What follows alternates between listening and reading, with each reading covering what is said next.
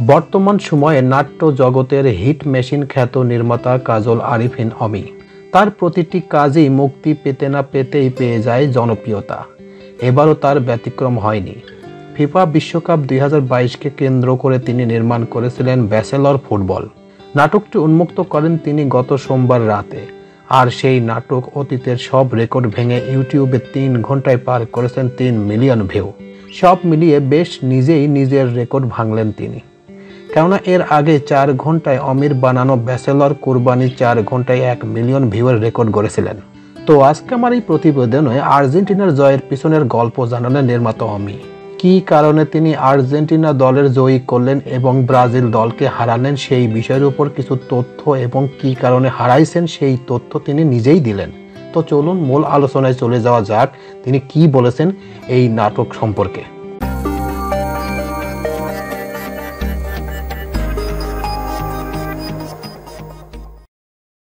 Argentina জয়ের পিছনের গল্প জানালেন নির্মাতা অমি।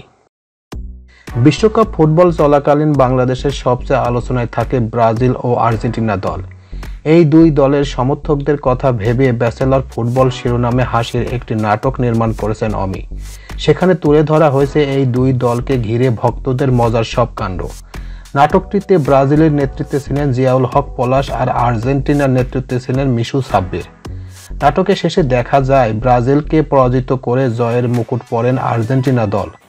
আর এই নিয়েই সামাজিক যোগাযোগ মাধ্যমে নানান মন্তব্য দেখা দিয়েছে। এমনকি ব্রাজিলকে হারিয়ে কেন আর্জেন্টিনাকে জয়ী করানো হলো সেই জন্য নির্মাতার নামে একজন মামলাও করতে চেয়েছিলেন। সবকিছু মিলিয়েও নাটকের পিছনে অনেক গল্প নিয়ে ডেইলি কুষ্টিয়ার আলোর সাথে কথা হয় নির্মাতা অমির। তিনি বলেন, ব্যাচেলর পয়েন্টে যারা অভিনয় করেছেন তারা কিভাবে এই ফিফা বিশ্বকাপ পালন করবে তা নিয়েই আসলে আমি ব্যাচেলর ফুটবল নির্মাণ করেছি। তবে কষ্টের কথা হলো নাটকটি টিভিতে প্রচারিত হবার পর কোনো একটি ইউটিউব চ্যানেল কেউ একজন আপ করে দেন। সেখানে মিলিয়ন মিলিয়ন ভিউ হয় নাটকটির। তখন কিছুটা আশাহত হই যে আমাদের অরিজিনাল চ্যানেলে হয়তো ভিউ পাবো না। সো আমরা এত আশা না করে আমাদের অরিজিনাল চ্যানেলে আপ দিই। অ্যাপ দেওয়ার পর 3 ঘন্টার পর 3 ঘন্টায় 1 মিলিয়ন হয়ে যায়। এর আগে ব্যাচেলর কুরবানি 4 ঘন্টায় 1 মিলিয়ন ভিউয়ের রেকর্ড গড়েছিল। সেটা দেখে বেশ উপভোগ করেছি। এর জন্য আমার দর্শকদের কাছে কৃতজ্ঞ।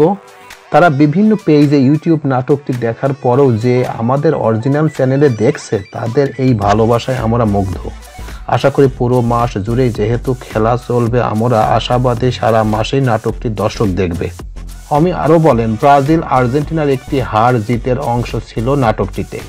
অনেক দর্শক অনেক ক্ষোভ প্রকাশ করেছেন কেন আমি ব্রাজিলকে জিতিয়ে দিলাম ব্রাজিলের সাপোর্টার হয়েও। আসলে নাটকটিতে খেলার অংশটুকু রিয়েল খেলা শ্যুট করা হয়েছে। কারণ ব্রাজিল যারা ছিল তারা বলেছিল তারা জিতবে আর আর্জেন্টিনা বলেছিল তারা জিতবে। তখন আমি নির্মাতা হিসেবে কোনো দলকে জিতিয়ে দিলে হয়তো মন খারাপ হবে। তখন সবার সিদ্ধান্ত নিয়েই রিয়েল খেলা হবে। আর সেই খেলার যে জিতবে নাটকটিতে তাদেরই জয়ী দেখানো হবে। তখন আমরা যার ক্যামেরায় শ্যুট করলাম খেলাটি।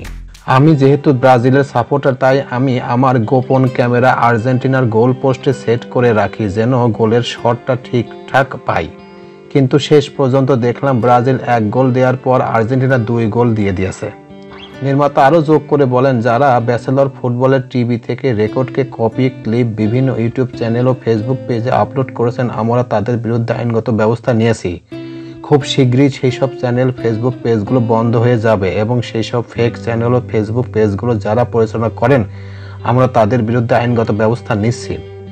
ব্যাচেলর ফুটবল নাটকটিতে অভিনয় করেন মিশু সাব্বির, মারজুক রাসেল, সাশি আলম, আবদুল্লাহ রানা, আশুতোষ সুজন, পলাশ শিমুল, শরাফ আহমেদ জীবন, মুসাফির বাসু, পাবেল, মনিরা মিঠু, সাবিলা নূর, ফারিয়া শাহরিন, পারশা ইভানা, লামিমা প্রমুখ।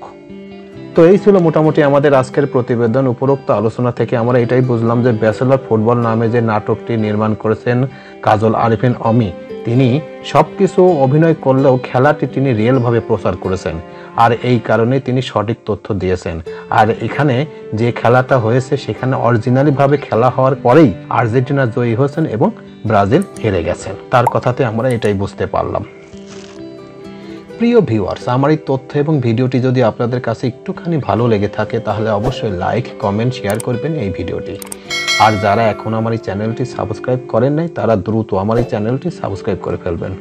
তো আজকে এই পর্যন্তই, সবাইকে ধন্যবাদ জানিয়ে এখানেই শেষ করছি। আল্লাহ হাফেজ।